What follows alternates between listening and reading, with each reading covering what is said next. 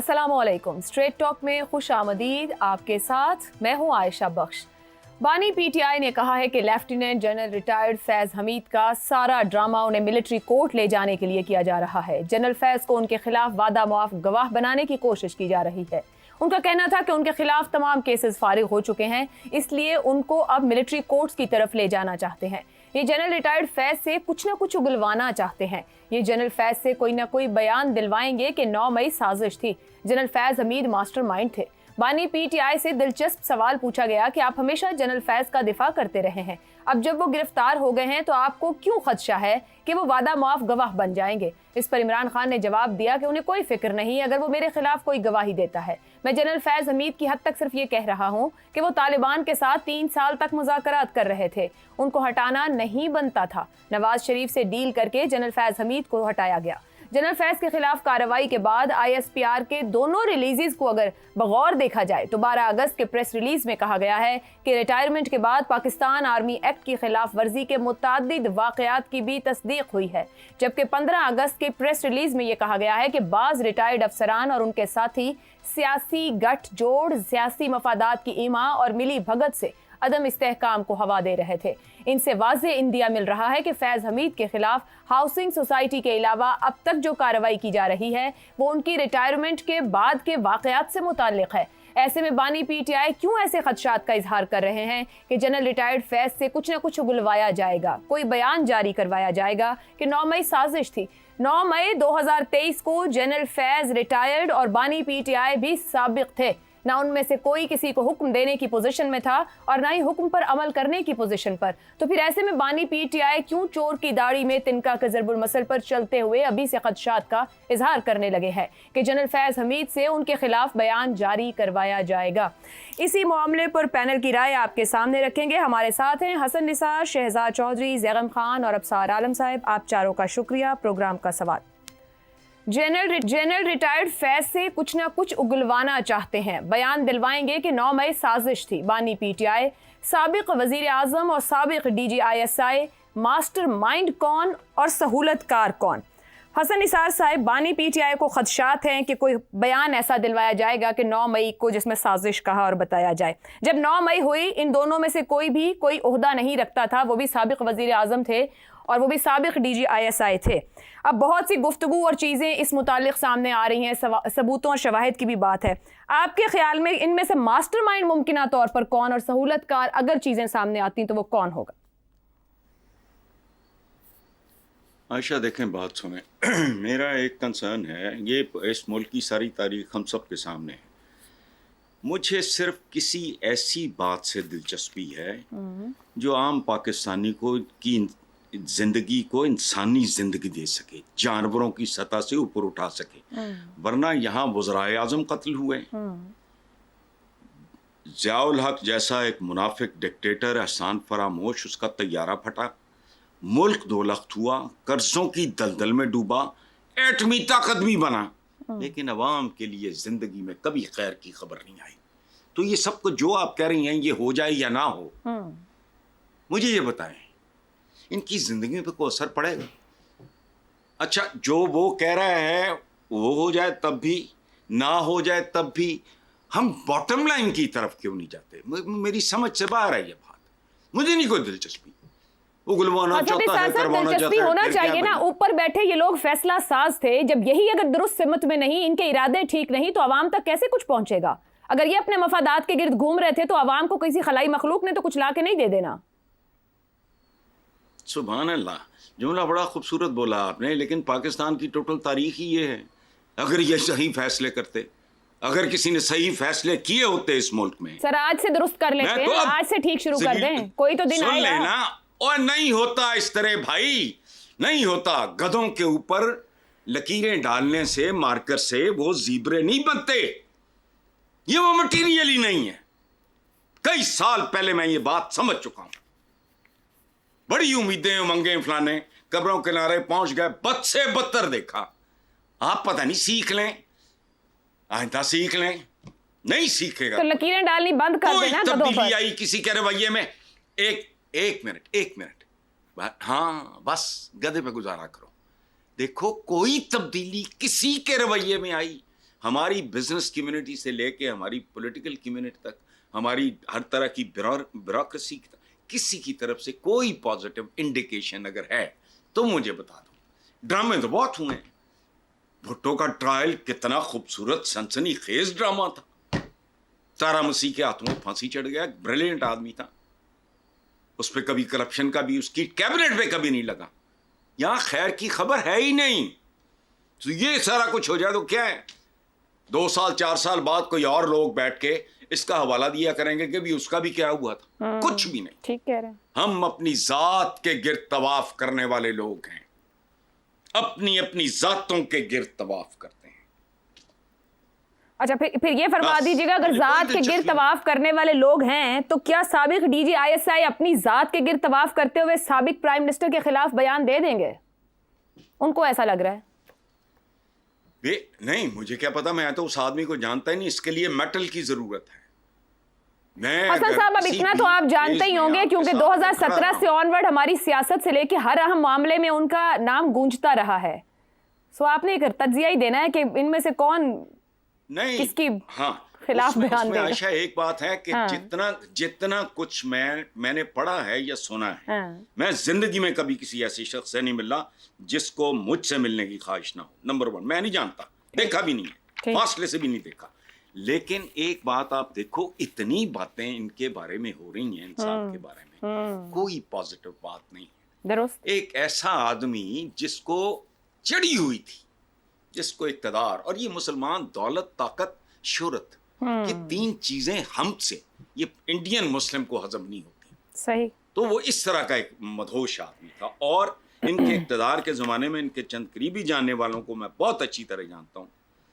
वो इनकी जो आम ज़बान थी गुफ्तगू, वो उसका जिक्र करते हैं तो मैं हैरान होता था कि अल्लाह पाक, इज़ दैट पॉसिबल? ठीक है, तो बाकी मैं नहीं जानता। ठीक है जी। अब सार साहब, आप तो बखूबी जानते हैं, और अभी हसन साहब ने एक जुमला कहा कि बहुत, यानी कि इख्तियार या ताकत बहुत चढ़ा हो तो चढ़ता ऐसे ही नहीं है, कहीं से बहुत कुछ दिया जाता है तो वो चढ़ता है। जनरल फैज़ किस तरह इमरान खान के खिलाफ 9 मई का बयान जारी करेंगे, जबकि वो उस वक्त डीजी आईएसआई नहीं थे, रिटायर्ड थे, ना इमरान खान वजीर आजम थे। ऐसे में जनरल फैज़ इमरान खान का कोई हुक्म मानने के पाबंद नहीं थे, इमरान खान जनरल फैज़ को कोई हुक्म नहीं दे सकते थे। क्या ऐसा कोई बयान दे के जिस खदशे का इजहार इमरान खान कर रहे हैं, जनरल फैज़ खुद को मुश्किल में नहीं डाल लेंगे? इतनी बोली आप भी नहीं है वैसे। मैं इतनी भोली हूँ, मैं तो समझने की कोशिश कर रही हूँ। नहीं ना इतनी नहीं है बात, ये नहीं है। आपने देखें आज खान साहब का एक बयान जो आपने भी जिसका जिक्र किया है कि उगलवा लेंगे, कुछ उगलवाना चाहते हैं, कुछ तो है ना जो जिसका उनको खतरा है कि उगलवा लेंगे या उगलवाना चाहते हैं। और वो जो कुछ जो है ना, वो रिटायरमेंट से पहले और बाद की बात ही नहीं है। बात यह है कि 9 मई को क्या हुआ। ठीक, ये हमलों की मैं बात नहीं कर रहा, कहाँ हुए इसकी बात नहीं कर रहा। उसका जो नुकसान हुआ वो तो हुआ। उस दौरान किसने क्या किया, किसके कहने पे क्या हुआ, बैरून मुल्क से क्या हुआ, अंदरून मुल्क से क्या हुआ। आपको पता है ना, उस वक्त आर्मी चीफ यहाँ मुल्क में नहीं थे जी।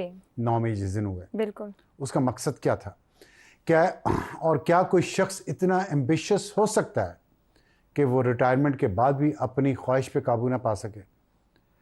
तो अगर इसके डांडे कहीं से मिलते हैं और अगर कहीं से कोई एविडेंस है मौजूद कि इस पे दोनों के दरमियान कोई ताल्लुक़ था, कोई अंडरस्टैंडिंग थी, ये बात हुई थी, यह मंसूबा बना था, तो फिर तो मुश्किलात पैदा होंगी ना।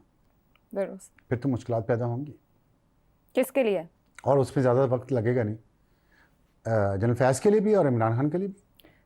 अब बहुत सी चीज़ें सामने आ रही हैं, बहुत सी गुफ्तगू हो रही है, सिर्फ इतना साबित करना बाकी है या सबूत सामने रखना बाकी है। अगर कुछ ऐसे मामलात हैं, आपकी राय में साबिक वज़ीर आज़म और साबिक डीजी आईएसआई में से मास्टरमाइंड कौन है और फैसिलिटेटर कौन है? देखिए, मास्टरमाइंड यहाँ जो अभी हसन निसार साहब ने बात की है ना, ताकत की और दौलत की, तो हर एक को जिसको हसूल का शौक़ होगा ना, ताकत का और दौलत का, वो कहीं ना कहीं ज़रूर ठोकर खाएगा। और तीनों कर रहे थे, तीनों से मेरी मुराद है, उसमें साकिब निसार भी हैं और भी कुछ जजेज़ हैं। और आज जो सुप्रीम कोर्ट से ऑर्डर आया है कि नजमुस साकिब जो जस्टिस साकिब निसार का बेटा है, और बुशरा बीबी को नोटिस जारी किए उन्होंने ऑडियो कॉल लीक्स में, जिसमें जुल्फ़ी बुखारी कि बुशरा बीबी के साथ है और नजम साकिब की अबू ज़र चद्दर के साथ है, 1 करोड़ 20 से कम नहीं लूँगा वरना टांगे तोड़ दूंगा, जो नजम साकिब साहब फरमा रहे हैं। और मैं सोच रहा था अराइयां दा मुंडा तो टंगा तोड़ दे, बड़ी गल है यार, लेकिन वो फिर पता चला मजाक है दोस्तों में, वरना तो अराइयों के मुंडे टांगे नहीं तोड़ते, 1-20 पे मान जाते हैं।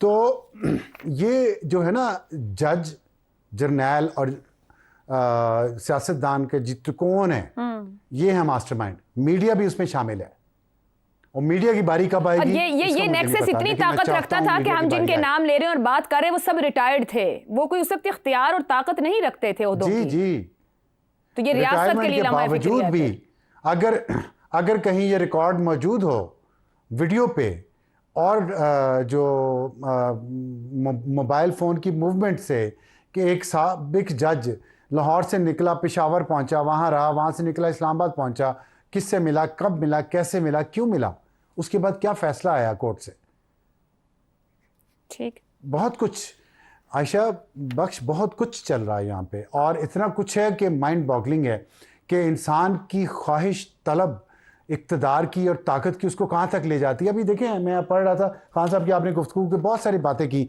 आखिरी पैराग्राफ आपने भी नहीं पढ़ा, सबसे दिलचस्प है कि इमरान खान की गुफ्तगू के दौरान फैमिली कॉर्नर में ख़वातीन के शोर शराबा की आवाज़ें आती रहीं।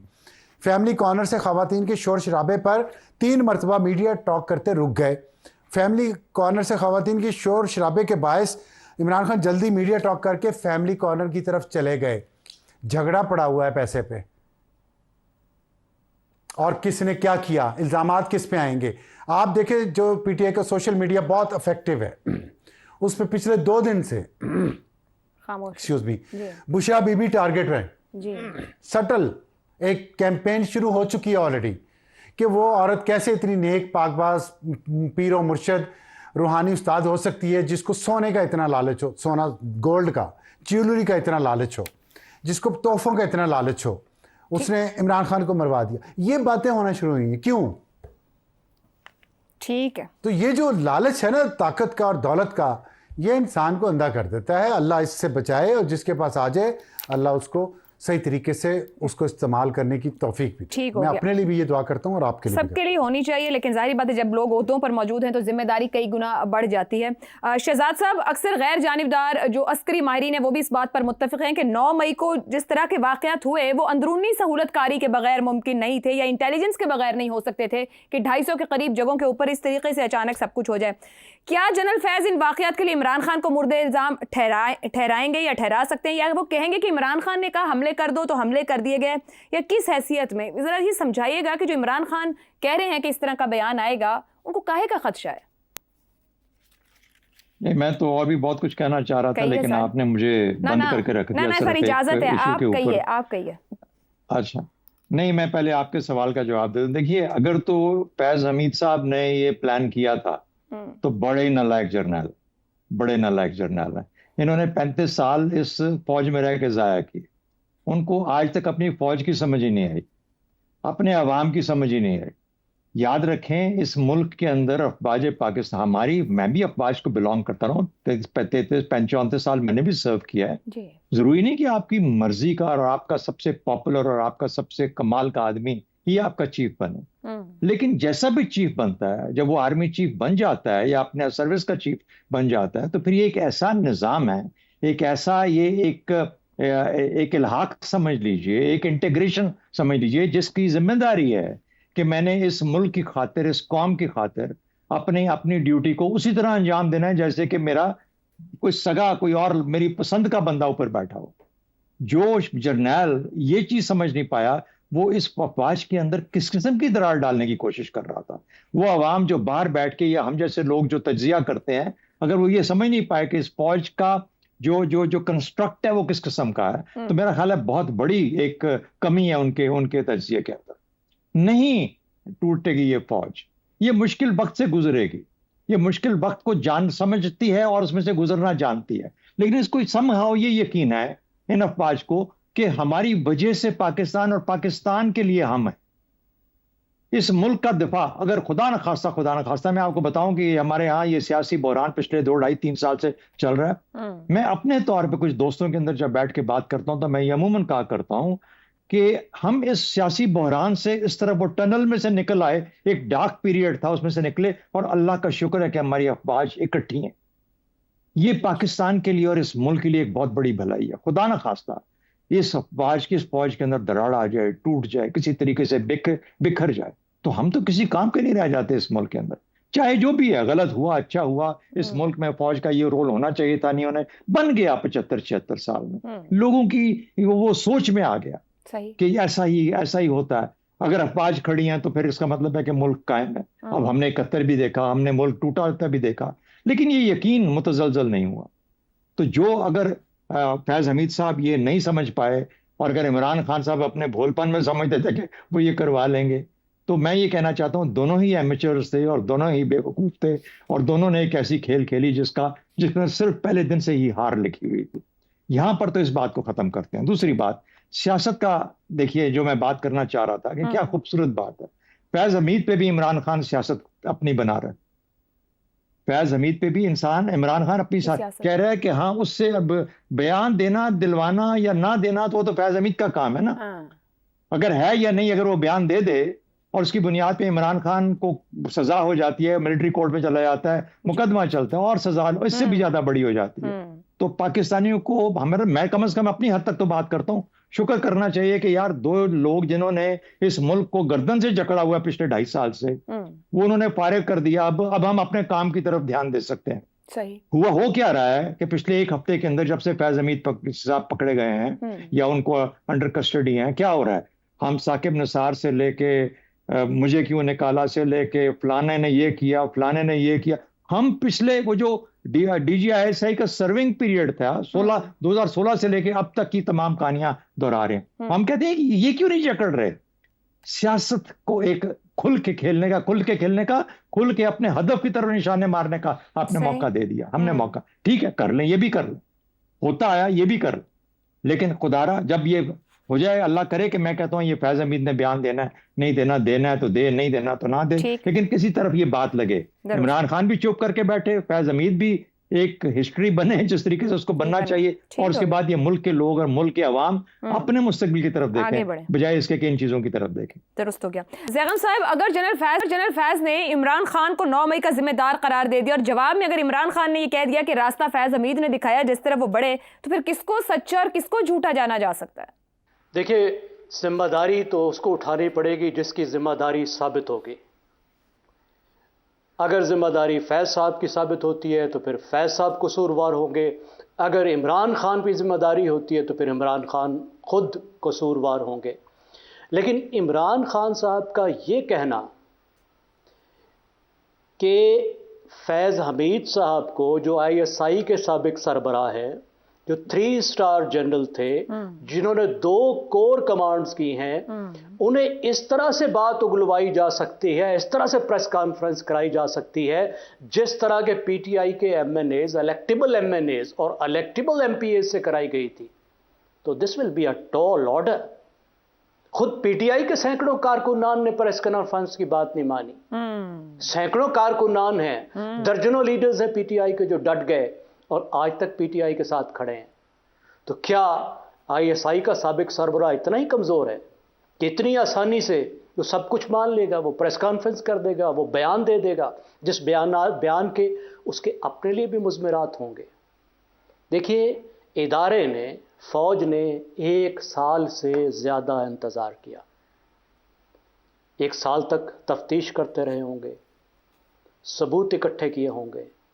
अब सबूत सामने रखे जाएंगे, अगर कोई सबूत हैं तो फिर ऑप्शंस दी जाएंगी कि ये आपके ख़िलाफ़ सबूत हैं। उन सबूतों को किस तरीके से, अगर कोई सबूत है तो फैज़ हमीद साहब रिएक्ट करते हैं, ये फिर उनका फ़ैसला होगा। फ़ौज में इतने एक अहम आदमी के साथ ज़ोर ज़बरदस्ती करके, बग़ैर सबूतों के, उसको कन्फेशन करके सज़ा देना, इसके रिपरकशंस क्या हैं? ज़ैगम साहब, क़तः कलामी की माजरत, ऊपर जो गुफ्तगू मैं कंक्लूड करते हुए आपसे एक बात पूछना चाहूँगी। जो कुछ सामने आ रहा है अब, इस्लामाबाद से जो खबरें हैं, जो चीज़ें, साबिक जज, साबिक जर्नैल, साबिक वज़ीर आज़म, क्या ये ताकत और इख्तियार रखते थे कि रियासत के खिलाफ इस तरह की, अगर 9 मई हुआ और अगर इनके नाम वहाँ मौजूद हैं, कि ये साजिश होती? क्या साबित करता है कि हमारी अकाउंटेबिलिटी, हमारा इंसाफ फेलियर हो चुका है, तस्लीम करके फिर कोर्स करेक्शन होगी? देखिए, बिल्कुल फेल हो चुका है। हमारा निज़ाम इंसाफ तो जगह जगह पे फेल हो चुका है, इसमें तो कोई शक ही नहीं है। 9 मई के वाक़यात जिस लेवल के भी वाक़यात थे, उनका होना यह साबित करता है कि हमारा निज़ाम इंसाफ नाकाम हो चुका है, क्योंकि पाकिस्तान की 75 साल की तारीख में कभी बलवाइयों को अकाउंटेबल नहीं बनाया गया। क्या कुछ नहीं हुआ, एक एक बलवे में और लाडलों के बलवे में दर्जनों लोग जो हैं वो मारे गए हैं। अरबों, सैकड़ों अरबों की प्रॉपर्टीज जो हैं वो बर्बाद हुई हैं। बार बार हुआ है। कब किसी को अकाउंटेबल बनाया गया?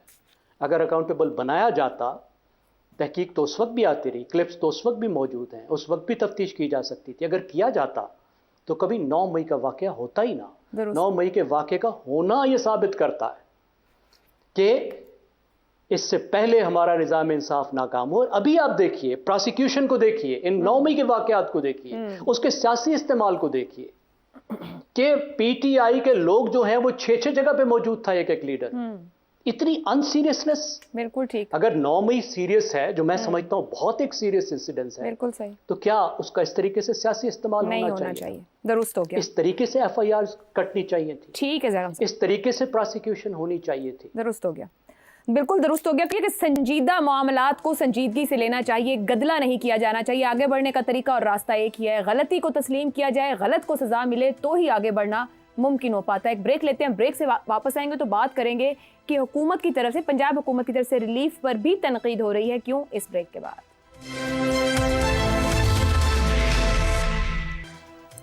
प्रोग्राम में एक बार फिर खुशामदीद। मुल्क भर में बिजली के ज्यादा बिलों और महंगाई से आवाम परेशान है। बजट में आयद नए टैक्सेस ने बोझ को मजीद बढ़ा दिया है।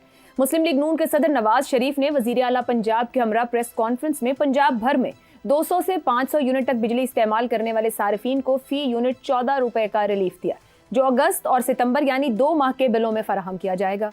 पंजाब हुकूमत के मुख्तलिफ शोबों से 45 अरब रुपए निकाल कर अवाम को ये रिलीफ दिया जाएगा। एक तरफ वजीर आजम शहबाज शरीफ ने पंजाब हुकूमत के इस इक़दाम को सराहा है, तो दूसरी तरफ दीगर सूबों और सियासी जमातों की जानिब से इस पर भरपूर तनकीद की जा रही है।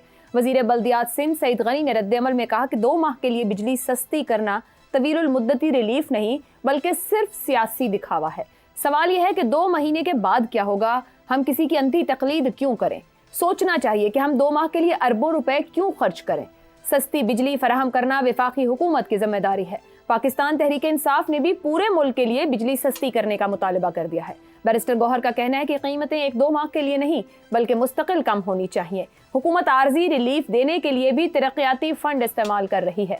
उधर MQM का मुतालबा है कि वफाकी हुकूमत अपने बजट से सिंध में बिलों में रिलीफ दे। फारूक सत्तार के मुताबिक सब्र के सब पैमाने लबरेज हो चुके हैं, सब ठीक ना हुआ तो कराची की सड़कों पर इंतशार नजर आएगा। अमीर जमात इस्लामी ने भी पूरे मुल्क के लिए बिजली की कीमतों में कमी का मुतालबा किया है। हाफिज नईमुर रहमान कहते हैं कि बादशाह सलामत नमूदार हुए, साहिबजादी को साथ बिठाया और कमी का ऐलान कर दिया। ये बादशाही निज़ाम नहीं चलेगा। KP हुकूमत के मुशीर खजाना के मुताबिक पाकिस्तान के वसाइल का 51% पंजाब को मिलता है। अगर 45 अरब रुपए अवाम के पैसे ही अवाम को दे रहे हैं, इसमें कोई बड़ी डील नहीं। सदर अवामी नेशनल पार्टी अमल वली खान का कहना है कि सस्ती बिजली KP पैदा कर रहा है, लेकिन रिलीफ पंजाब में दिया जा रहा है। अगर बिजली के नरखों में कमी ना की गई तो इस्लामाबाद का रुख करेंगे और धरना देंगे। बिजली के जायद बिलों से पूरा मुल्क ही परेशान है। एक सूबे ने वक्ती रिलीफ का ऐलान भी कर दिया, मगर सवाल यह है कि क्या दीगर सूबे भी इसकी तकलीद करेंगे या फिलहाल सिर्फ तनकीद से ही काम चलाया जाएगा? पैनल के लिए इसी पर सवाल रखते हैं, जानने की कोशिश करते हैं कि तरीका दुरुस्त है। पंजाब में 45 अरब का वक्ती रिलीफ, 2 माह के लिए बिजली 14 रुपए फी यूनिट सस्ती, दीगर सूबों और सियासी जमातों की शदीद तनकीद। क्या तनकीद दुरुस्त है या तकलीद करनी चाहिए? ज़ैगम साहब, अब ये कहा जाए किसी का बिल कम आए तो वाकई दूसरे को तो चुभता है, अगर यूनिट किसी को सस्ता मिलेगा तो पसंद किसी को भी नहीं आएगा। अब पंजाब हुकूमत का फैसला, इसकी तकलीद होनी चाहिए, जो सूबे और सियासी जमातें तनकीद कर रही हैं वो दुरुस्त है? देखिए, तनकीद तो नहीं होनी चाहिए। वो शायर ने कहा है ना कि रब का शुक्र अदा कर भाई जिसने PMLN बनाई। जितनी बिजली की ज़रूरत थी उससे 3 गुना पैदा कर ली। हर बिजली का कंज्यूमर हर यूनिट में 19 रुपए इजाफी उस इजाफी बिजली के दे रहा है जो इस्तेमाल ही नहीं हो रही। उन बंद पावर स्टेशंस के दे रहा है जो लगा दिए गए हैं बिला ज़रूरत, 19 रुपए फी यूनिट हर कंज्यूमर। अब सवाल यह है कि क्या इस मसले का हल सब्सिडी देना है? क्या सूबे अपने वसाइल सब्सिडी पर झोंक दें तो ये मसला हल हो जाएगा? क्या वो हल कर सकते हैं? ये पैसे कहाँ से आएंगे? क्या मुल्क के वसाइल और ख़ास तौर पे सूबों के वसाइल इस बात की इजाज़त देते हैं? क्या ये दुरुस्त सब्सिडी है? क्योंकि टारगेटेड और अनटारगेटेड सब्सिडी में जो फ़र्क होता है, इस पे तो कोई मईशत दानों में फ़र्क ही नहीं है, इख्तलाफ ही नहीं है। मसलन 500 यूनिट वाले को सब्सिडी देना, 500 यूनिट वाला वो होता है जिसके घर में एसी होता है, रेफ्रिजरेटर होता है, वॉशिंग मशीन होती है। क्या वो इतना गरीब होता है कि हुकूमत उसे सब्सिडी दे? ऐसे सूबे में जहां 1.5 करोड़ बच्चे बाहर फिर रहे हैं, वालदैन के पास स्कूलों में भेजने की फीस नहीं है, लोगों के पास एंटीबायोटिक की डिस्प्रिन के पैसे नहीं है, किसानों के साथ जो हशर हुआ वो अपनी जेवर, अपने साइकिल, अपने मोटरसाइकिल बेच रहे हैं, जहां पे मजदूर मफलूकुल हाल है, मिलियंस में लोग जो हैं भूखे सो रहे हैं, वहां 500 यूनिट वाले को सब्सिडी दी जाएगी कि तुम आसानी से, आराम से ये 2 महीने जो है अपना एसी चला लो। क्या ये विजन होता है? ये मियां नवाज शरीफ की सियासत की आखिरी हिचकियां हैं। अच्छा, उनका जो एम है वो बड़ा क्लियर है, बड़ा वाज़ेह है। आपको याद है, मैं सिलेक्शन से पहले से कह रहा हूं, ठीक, वो वाहिद ये है कि वो अपने तख्त व ताज को अपनी बेटी तक मुंतकिल करें। ठीक हो गया जरम साहब। अपनी जो विरासत है उसको महफूज बनाएं, ये उनका मकसद है, इसी के लिए वो कर रहे हैं, इसी के लिए ये चीजें कर रहे हैं। मरकज में भी उनकी हुकूमत है, रिफॉर्म का प्लान कहाँ है? रिफॉर्म की तरफ जाएं, तनकीद भी नहीं होनी चाहिए, तकलीफ भी नहीं, रिफॉर्म। ठीक हो गया जी, ठीक हो गया जरम साहब। अब सार साहब, 85 घंटे चलने वाले IPPs को 49 अरब की अदायगी, बिजली कंपनियों के मुलाजमीन को सालाना 15 अरब की मुफ्त बिजली, सालाना 500 अरब की बिजली चोरी, डिस्को कारकर्दगी बेहतर नहीं हो रही, ये वजीर आजम साहब फरमा रहे हैं। अगर ये लूप होल्स खत्म कर लिए जाएं तो ये मुस्तकिल रिलीफ देना ना आसान हो जाए। दुरुस्त की बात कर रही हैं आप, लेकिन ये मुस्तकिल कैसे ये मसले ख़त्म हो? सबसे ज़्यादा बिजली चोरी तो KP में होती है, एमल वली खान को वो नज़र नहीं आ रहा, और सिंध में होती है। उसके बाद देता तो बिल तो सारे पंजाब देता है या इस्लामाबाद देता है। हम सब का बोझ तो हम उठा रहे हैं, बिजली चोरी हो रही है जितने पूरे मुल्क में। देखें, पंजाब को गाली निकालना बड़ा एक आसान और फैशनेबल बात है, निकाल लें। 2 मसले हैं इसमें। बात है कि पंजाबी इस्टेब्लिशमेंट अलग है और पंजाबी अवाम अलग है। ये जो तासुब पंजाब के ख़िलाफ़ लोगों के जहनों में डाला जाता है ना, उन लोगों को, उन मुतासब लोगों को कम से कम ये याद रखना चाहिए कि पंजाबी इस्टेब्लिशमेंट को पंजाबी अवाम से अलग रखें। मैं भी पंजाबी इस्टेब्लिशमेंट पर तनकीद करता हूँ, लेकिन क्या कोई पख्तून इस्टेब्लिशमेंट पे तनकीद करता है? क्या कोई सिंधी इस्टेब्लिशमेंट पे तनकीद करता है? सिंध में 20वां चौथा टर्नओवर है, 20 साल हो जाएंगे वहाँ की हुकूमत को।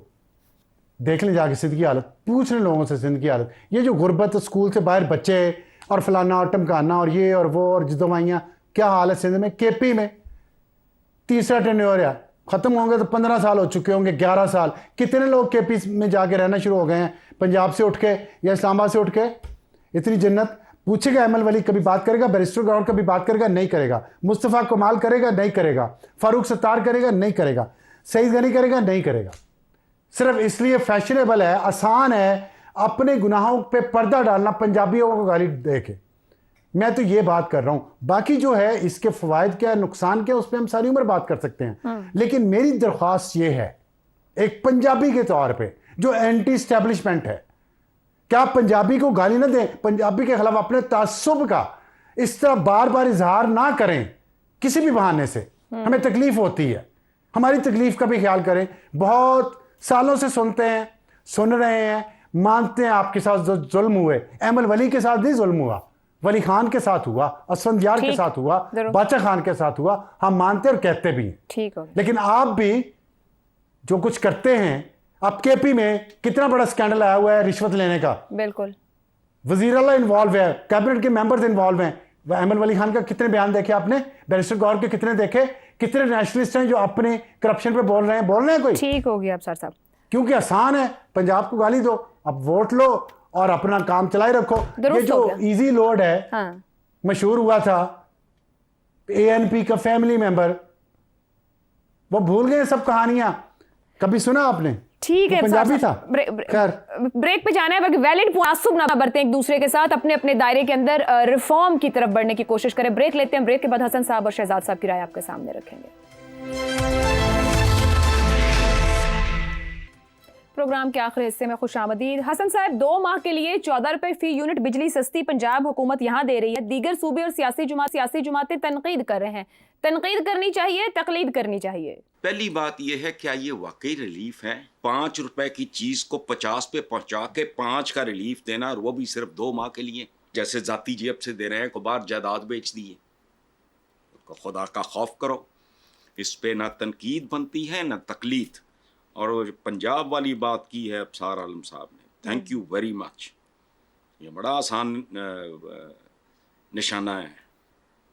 सबसे बदनसीब सूबा है, सबसे ज़्यादा गालियाँ खाने वाला सूबा है। बेशुमार हरकतें ज़िंदगी में बंदा ऐसी देखता है कि वो नाक पे रुमाल रख के गुजर जाता है। इन पे सिर्फ हंसना बनता है। और कौन सा तुमने जेबों से दिया है? तारीफ जो कर रहा है वो भी भांड है, जो तनकीद कर रहा है वो भी भांड है। ये है ही कुछ नहीं। ठीक है, ये दायरे का सफर है। ठीक है। शहजाद साहब, आईपीपी से लेके डिस्कोस की चोरी रोकने से लेके सालाना जो दिए जाते हैं कोई 600 अरब से ज़्यादा के वो हैं। वज़ीर आज़म साहब भी कह रहे हैं कि डिस्कोस जो हैं या ये रोकें इस करप्शन को और इन चीज़ों को। कामयाबी क्यों नहीं मिल रही? बिजली चोर रियासत से ज़्यादा मजबूत है क्या? आपने कहा कि लूप होल्स को बंद कर दिया जी। जाए तो शायद बेहतरी ज्यादा आ जाएगी। आपने सवाल पूछा था जी बिल्कुल। अबसार साहब से। जी बिल्कुल। देखिए, लूप होल्स से बेहतर लफ्ज है शगाफ। और अगर अबसार साहब का पंजाब का जो उसकी पंजाब की एलिट्स को छोड़ के लाहौरी एलिट को छोड़ने के बाद जो मोहब्बत का एक इजहार है, वो इसके लिए लफ्ज इस्तेमाल होता है मंगार। कच्ची छतों के मंगार कभी भरे नहीं जा सकते। जिस जगह कच्ची छत होगी मंगार कभी भी भरा नहीं जाता। और मंगार होता है शगाफ, इतना बड़ा शगाफ कि उसके अंदर से बारिश का सारा पानी आपके कच्चे ज़ेन को तबाह बर्बाद कर ले।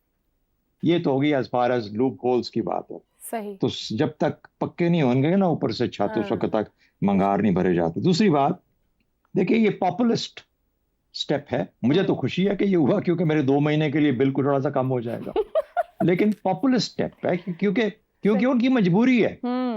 उन्होंने इन्हीं पंजाबी वोटर्स को अब अपनी साइड पे करना है किसी ना किसी तरीके से। वैसे तो आ नहीं रहे, तो यही एक तरीका रह गया। और पॉपुलिस्ट किस लिए है कि मेरे ही पैसे मुझे वापस कर रहे हैं, वो जो जिक्र हुआ बार बार। तो ये तो कोई बड़ी बात ना हुई। और एक 45 अरब नहीं है, ये 90 अरब है। 45 अरब फेडरल गवर्नमेंट दे रही है, 45 अरब पंजाब गवर्नमेंट दे रही है। ये चीफ सेक्रेटरी पंजाब ने जाहिर कर अपने ऐलान में बता दिया। और फाइनली एक और बात, जब आप इतनी बड़ी यानी आप स्ट्रक्चरल रिफॉर्म नहीं करते, आप पॉपुलिस्ट कोई काम करते हैं, तो वो तो फिर एक ऐसे ना फोड़े के ऊपर आपने पट्टी बांध दी।